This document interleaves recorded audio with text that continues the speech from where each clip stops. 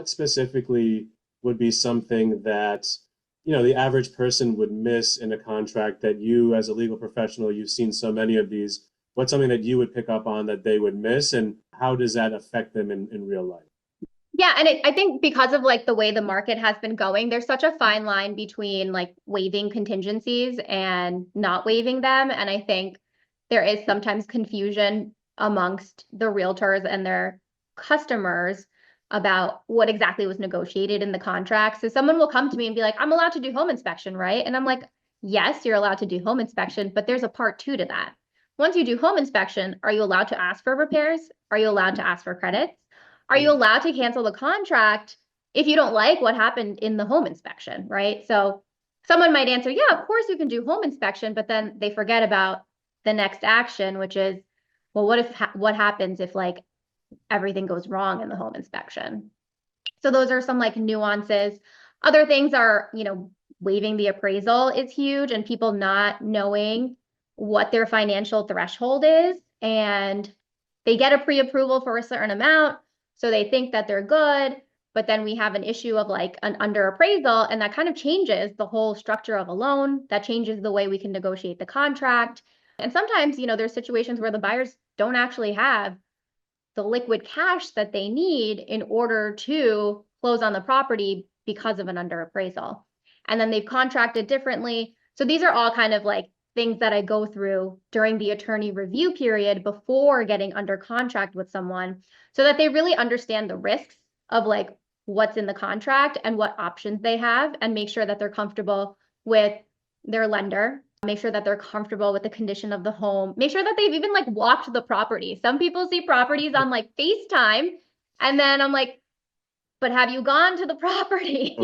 So things like that. What's another thing that people never consider? So they've been in the market forever, they get their offer accepted, and then their lease is ending in 1 month. And they don't think about the repercussions of what happens if we don't close by a certain date, and then your lease runs out, and then what do you do?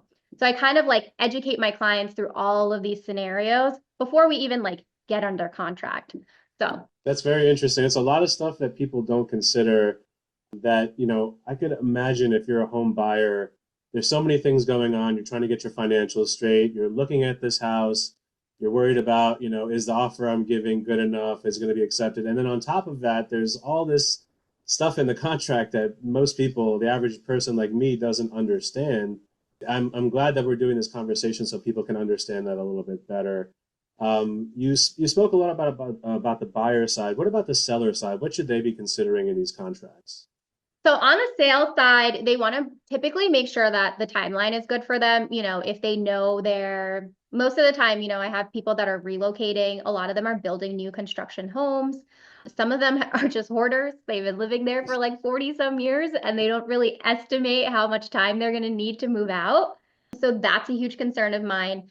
And then being realistic about just negotiations that can arise if they do allow someone to do home inspections, because the seller is emotionally attached. They think that their home is perfect, and I often have to explain the difference between selling a home as is and selling a home as is subject to the buyer's right to inspect it. So that is like a huge thing that always kind of gets lost. Everyone gets lost in that this is a seller's market and I can do whatever I want.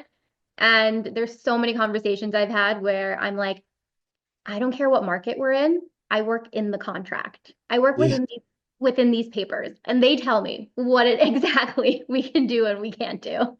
And then they're yeah. like, oh, Yeah, the market does not dictate that. That's, we're yeah. playing within this field here. What are on both sides, buyers and sellers, what are some of the red flags that they should be looking out for when they go through this process of buying and selling a home? So definitely for buyers, like location, is this a home that they're going to grow into, especially if they have children, looking at like the school systems and all that. And then budget, like really knowing your financials and knowing worst case scenario, best case scenario, especially with appraisals, because they're all over the place.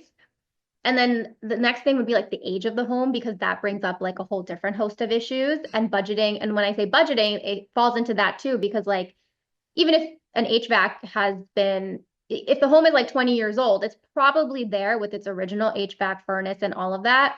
So you're going to need to budget for that replacement in the next maybe, 3 to 5 years to be safe.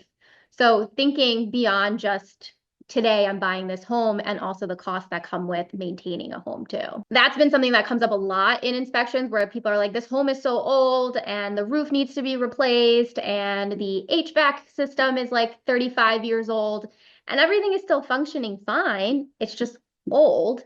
And I have really, no way to be like, you deserve a replacement because there's no active issue going on.